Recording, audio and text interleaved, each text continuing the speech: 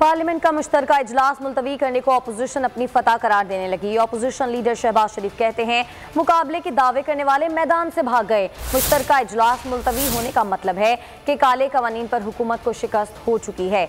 अपने अरकान और इत्तेहादियों के अदम एतमाद के बाद वज़ीर आज़म को इस्तीफा दे देना चाहिए। मुश्तरका इजलास को मुलतवी करके इमरान साहब ने यू टर्न की अपनी रिवायत कायम रखी। मुश्तरका इजलास जल्दबाजी में बुलाने और फिर उजलत में मुलतवी करने से हुकूमत की गैर संजीदगी आया है। महसूस होता है कि गुज़िश्ता रोज़ की शिकस्त ने हुकूमत को इजलास मुलतवी करने पर मजबूर किया।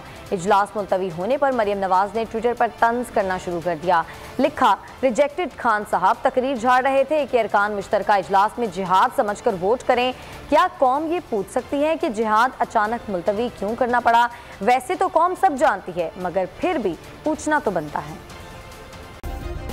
सब्सक्राइब करें और बेल दबाएं ताकि कोई खबर रह न जाए।